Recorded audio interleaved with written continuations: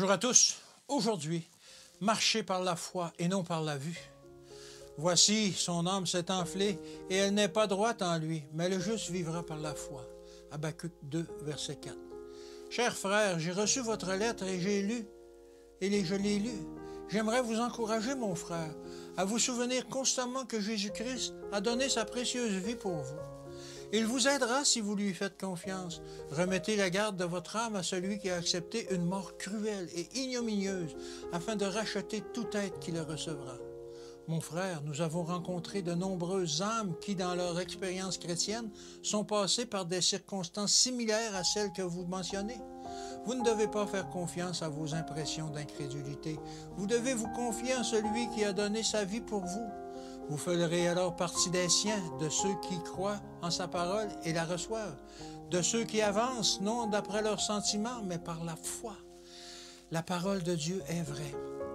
La foi saisit la parole divine, alors que les sentiments ne font qu'éclipser la foi en ce que Dieu, la parole du Dieu vivant. Dieu a conçu que de merveilleux travaux soient accomplis par ses serviteurs, afin que son nom soit glorifié. Mon frère, vous ne devez pas sombrer dans le découragement. Saisissez les promesses de Dieu avec la foi d'un petit enfant. Mon frère, je vous supplie de cesser de regarder à vous-même. Contemplez le Christ et vivez. Faites confiance à celui qui aime les êtres humains. Dépendez totalement du Christ. Il peut sauver parfaitement tous ceux qui viennent à lui. Croyez que le Christ pardonnera toutes vos transgressions et tous vos péchés. Humiliez-vous comme un petit enfant, et le Christ vous recevra. Vous bénira et vous fortifiera. N'ayez aucune pensée, ne prononcez aucune parole teintée d'incrédulité. Prenez Dieu au mot. Abandonnez-vous entre ses mains. Soyez conduits et enseignés par lui. Mon frère, soyez réconfortés en croyant que le Seigneur désire votre salut. Vous êtes son enfant. Ne pensez pas que vous devez éprouver certains sentiments afin d'être accepté par Dieu. Votre foi ne doit pas reposer sur les sentiments, mais sur les promesses de Dieu.